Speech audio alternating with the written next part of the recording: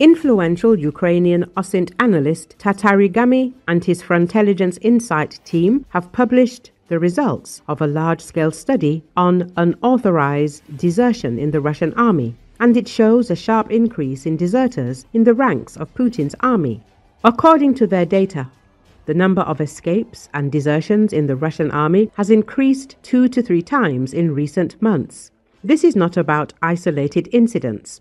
The database contains 13,807 confirmed cases of unauthorized abandonment of a unit, recorded from 2022 to July 2025. The year 2025 has become especially alarming for the Kremlin. By July, the number of registered cases had already reached the level of 2024, indicating a doubling of the desertion rate. Researchers note that while cases of defection were relatively rare at the beginning of the war, the phenomenon is now widespread. Of the 13,807 cases reviewed by analysts, 11,341 involved contract soldiers, 2,457 were mobilized, and 9 were other categories, including conscripts. Thus, the overwhelming majority of deserters are contract soldiers.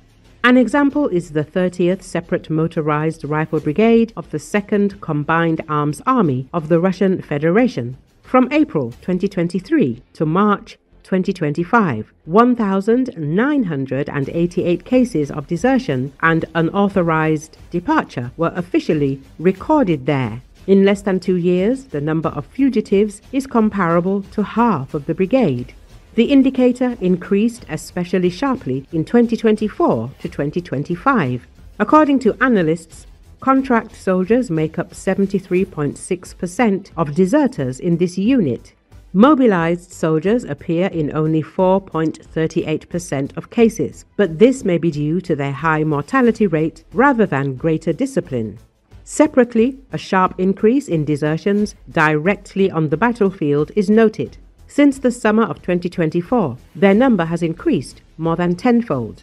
These data highlight the worsening crisis in the troops, despite harsh measures, including extrajudicial executions. Experts emphasize that the registered cases are not short-term absences, but official cases that are classified as criminal offenses in Russia. Another important conclusion concerns the quality of Russian troops. Although Moscow continues to fulfill its plans for recruiting personnel, a growing share of reinforcements comes from prisoners and persons under investigation.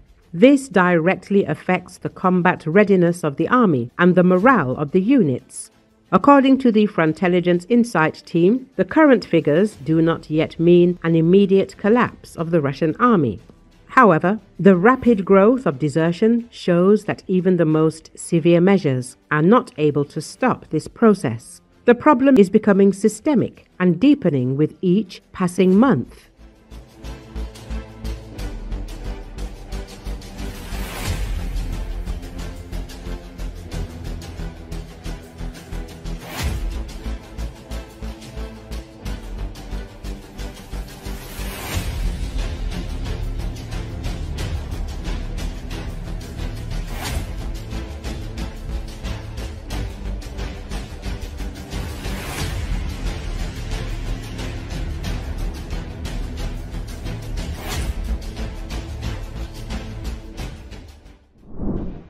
The research group Russian Elite from France presented a report on the growing discontent within the Russian elite.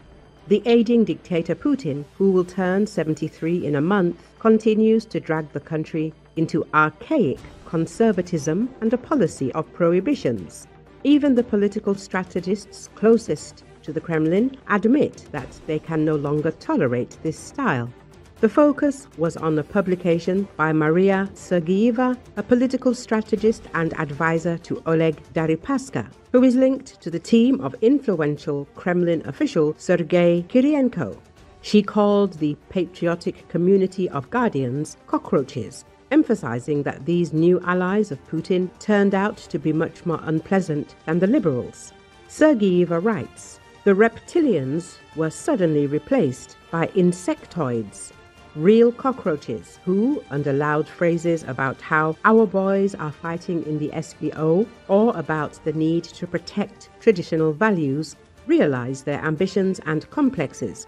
According to Sergeyeva, this is about an obsessive attempt by new patriots to penetrate the private lives of Russians. They have the only correct opinion about what we should eat, what we should drink, who we should live with, and how we should dress. There is no real concern for spirituality and morality there.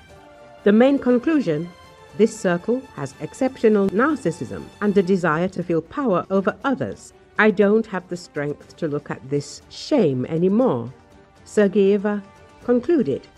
As the research group Russian Elite notes, the circles loyal to the Kremlin are increasingly tired of the archaic narratives of power and repressive policies.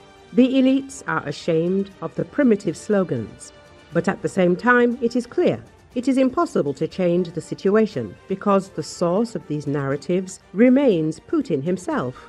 The aging dictator wants to make life in Russia the same as it was in his youth under the USSR, closed, suppressed, obedient, and with a large number of prohibitions on everything from personal to public life. Recall, Russia is entering a phase of instability.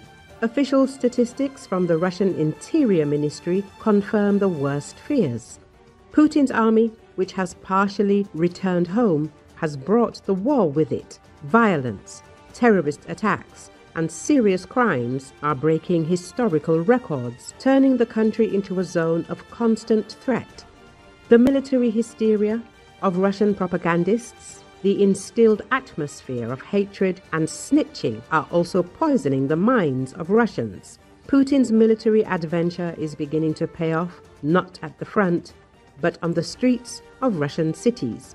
This is what the Moscow Times writes. According to the Ministry of Internal Affairs, 170.8 thousand serious and especially serious crimes were registered in the country in the first quarter of 2025 alone.